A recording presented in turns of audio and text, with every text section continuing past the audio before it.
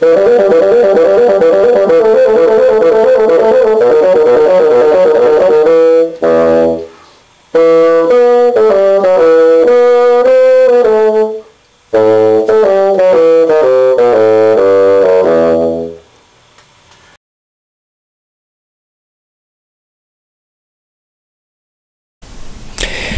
in this second video on articulation, we're going to learn about the attributes of the double reed.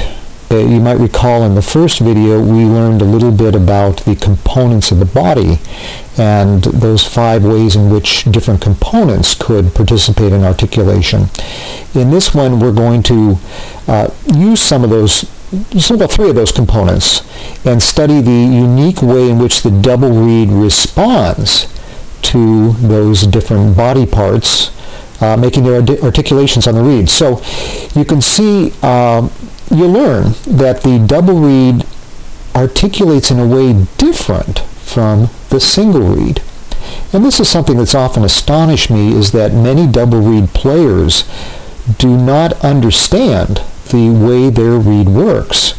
They intuitively know how to make adjustments, but when you ask them the question, do you mentally understand, they often don't. So the different components of the body, the different methods of articulation have unique signatures on the double reed, or unique characteristics to the way the double reed starts, responds, the way the double reed responds during the note, and the way the double reed ends. You can read about some of these experiments, which I call articulation experiments, in 2 articles that I've written. One is in the Instrumentalist magazine, the other is in the Double Reed, a magazine published by the International Double Reed Society. And the article in the Double Reed is actually available online, and I've given you the online address here as well. You can look at that later. In order to do these experiments, this is what I suggest you do. Please have a mirror handy. It's very, very helpful. Get a double reed, an oboe reed, or a bassoon reed. I like to do this experiment with the bassoon reed on a bocal, and that's how I'll be demonstrating for you in this particular video. And you're going to be testing the way in which the reed responds to air, or that's breath support, to changes in the embouchure, and to the tongue on the reed, to the front of the tongue, obviously. So this is a good time to stop the video and get all your materials together if you have not already done so.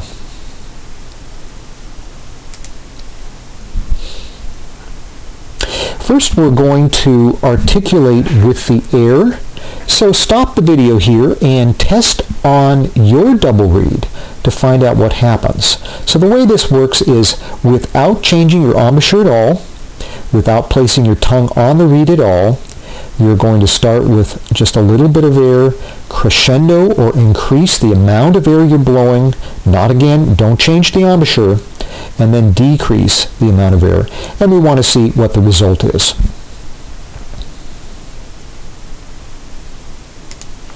Well, here's a depiction of what happens when I use air articulation, and I'll demonstrate for you right now.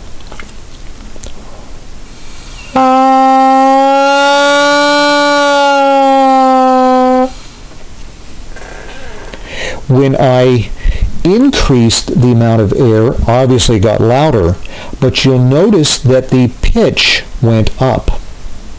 This is an important characteristic of all double reed instruments. Perhaps you've heard a bagpipe start up. The bagpiper will inflate the bag, put it under his arm, sort of burp the baby, get it started, and then applying pressure, you hear sort of the bagpipes and the drones come up to pitch. A bit like turning on a vacuum cleaner and hearing how that changes.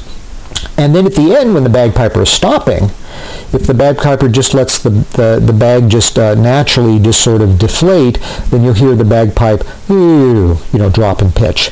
This is the characteristic of every double reed. Fascinating, isn't it? The characteristic of single reeds is the opposite.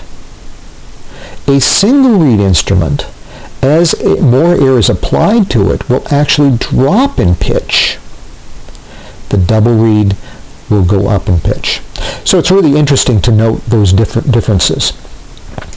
Okay, at this point, with the embouchure articulation, what you're going to do is you're going to pinch off the reed with your embouchure, start the air supply, keep the air exactly steady through this whole demonstration, and you're going to open up the reed, dropping your jaw, and then slowly closing the reed by raising your jaw. So this is the time to stop the video and test this for yourself.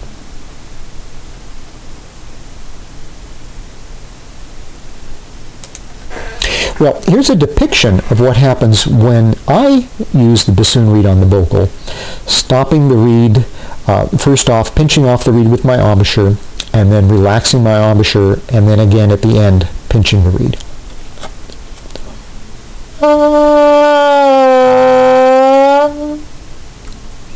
Here it is again.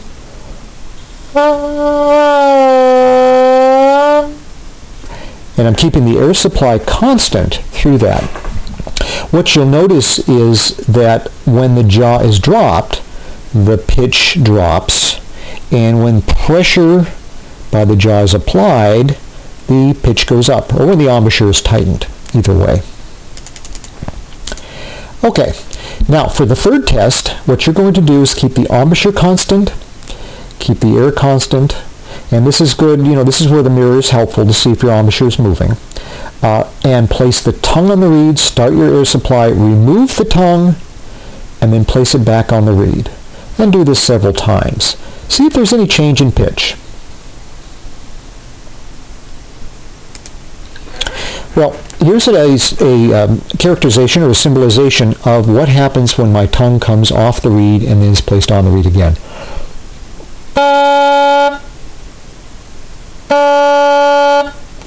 See, the pitch stays stable through the time.